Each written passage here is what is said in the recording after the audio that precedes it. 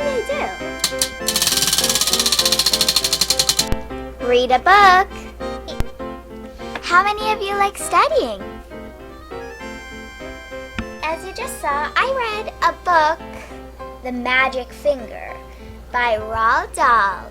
And so, you see, this girl right here, have you seen her? Do you know her? Have you read this book? So she has blonde hair, a red t-shirt and all, casual girl, but something about her. She has a magic finger. So, are you confused? Yes or no? Tell me in the comments below. Have you read this book or not? This girl has a magic superpower. I just told you, her magic finger. And whenever she is angry, her face turns red and her finger twitches. And then, uncontrollably, the finger points at the person who made her angry, just like that.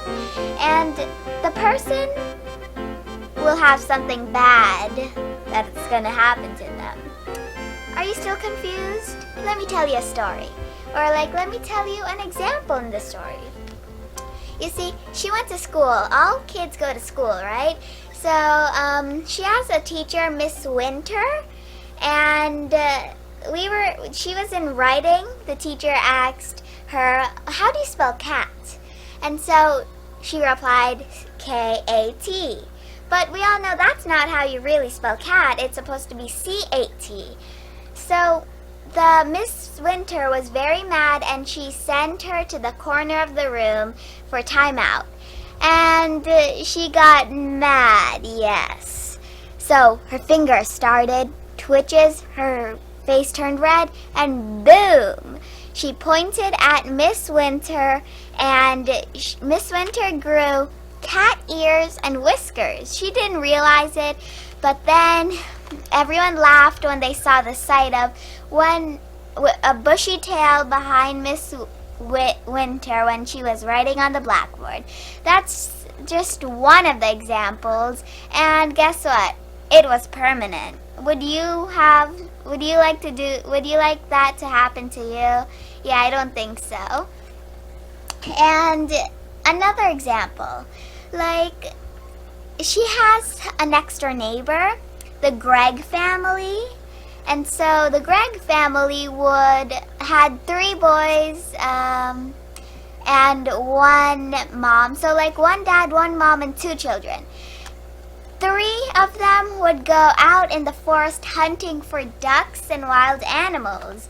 And so one day they were lucky enough to catch 16 wild ducks out in the forest.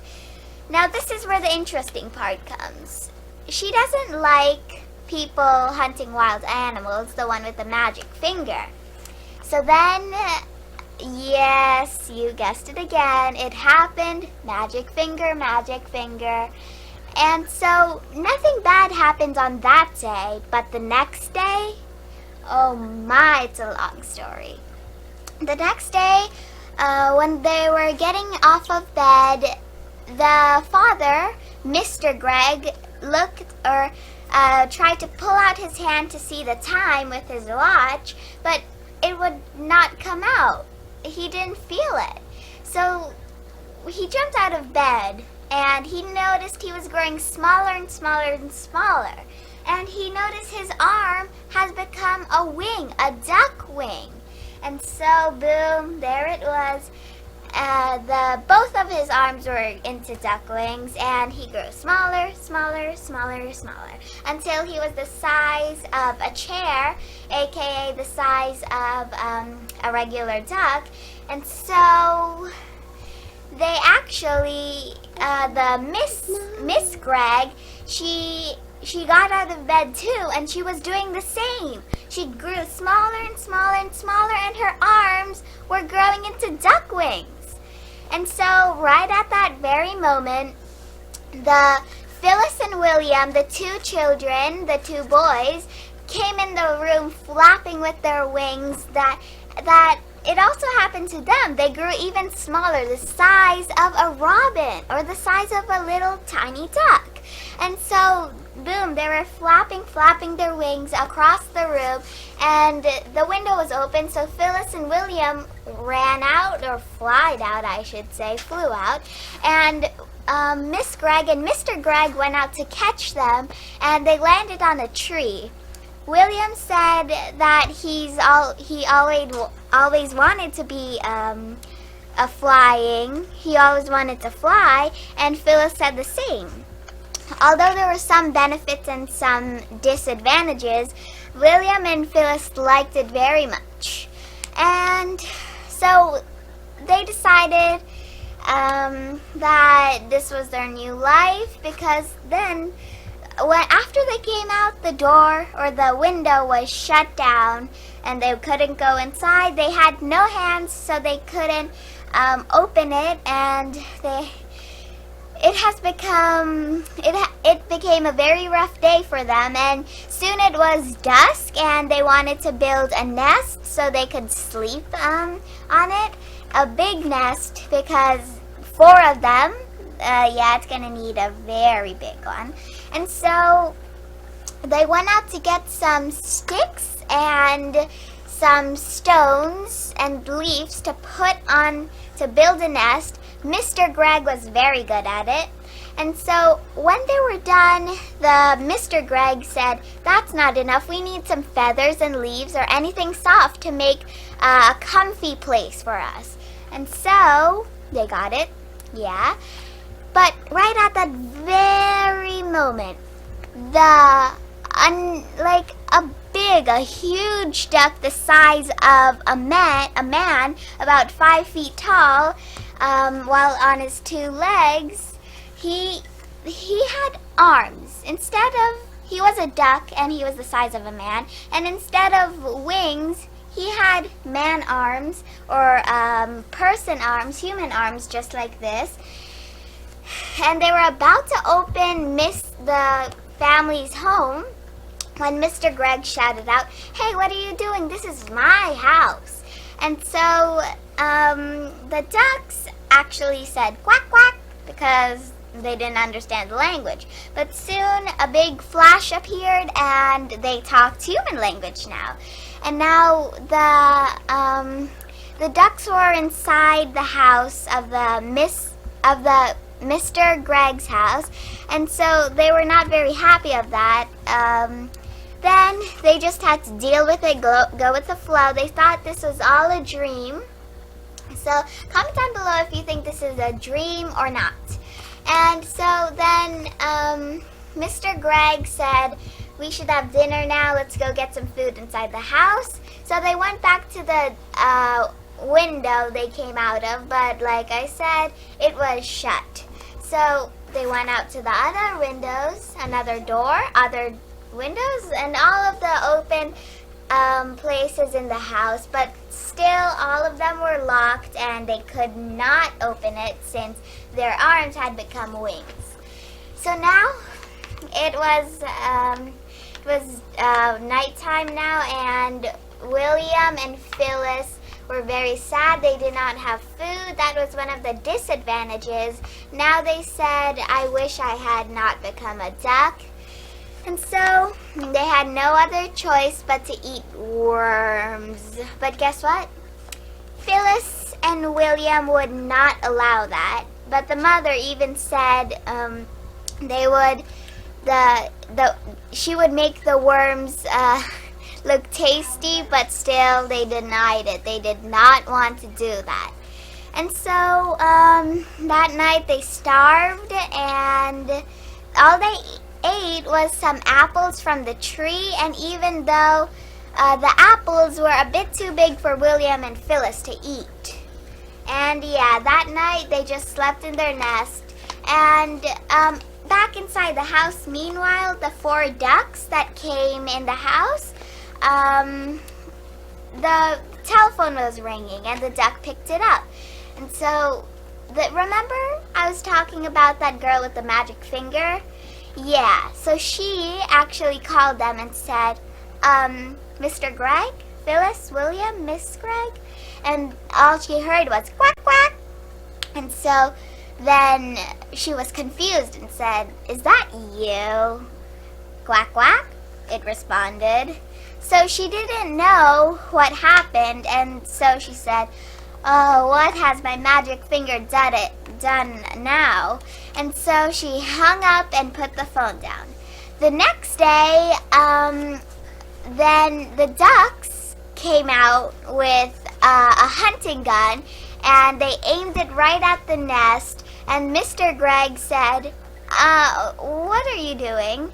And so the ducks actually responded in human language, saying, we want to have revenge because yesterday or the day before yesterday, you actually you tried to hunt us.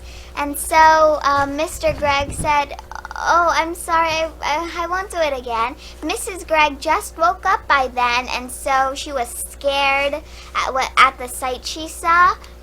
Then the ducks, they said, "Well, you see, we don't like you hunting us, so why don't we hunt you? Now that we're the size of a real human, and now you're the size of us." And the Mrs. Gregg heard the argument and said, "No, we have 2 children here. You can't do this to us." And the ducks just said, "Well, guess what? We had 6 children, and you killed all 6 of them yesterday. 6 out of the 16, and the other 10 were some of my friends." And so the Mr. Gregg and Mrs. Gregg said, "Oh, please don't do it. We'll never do another one of those ever again in our life." And so the duck said, "Oh, really? How about another deer?" And Mrs. Gregg said, No, we won't." And so, just like that, the ducks said, "You have your word?"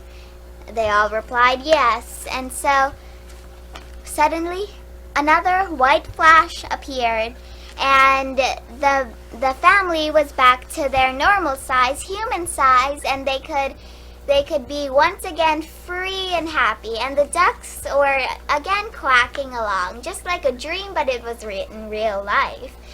So then the girl with the magic finger, she walked in, and in surprise, the human family was dancing in the garden, so happy, and the ducks were quacking along with the beat, the music they had put on the speaker outside.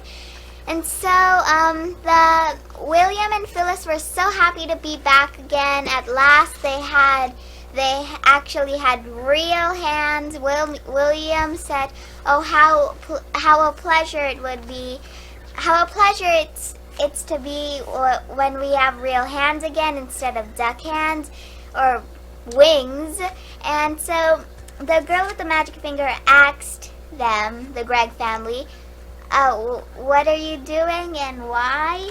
So William explained everything that had happened, and they all laughed together and joyed. So the 4 ducks went back flapping into the forest when they heard a bang bang. It was the Cooper family. The Cooper family was a friend of the Gregg family, and they were also hunting birds. And here it goes again, the magic finger, boom.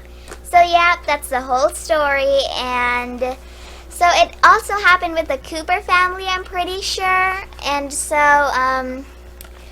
yeah, that's the book of Roald Dahl, The Magic Finger. And on the back it said, "Suddenly a sort of flash comes out of me, a quick flash, like something electric." And so here she can't control it. As you can see, her eyes are wide open, and she feels shocked, kind of. But here it looks like she's proud of her magic finger. What do you think the moral of the story is? Well, from my perspective, I'm pretty sure the moral of the story is treat others the way you want to be treated. No matter if it's a human or an animal, we should all be treated the same way.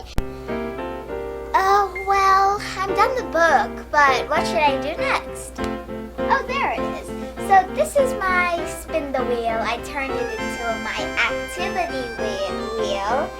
So let's see what I'm going to be doing next.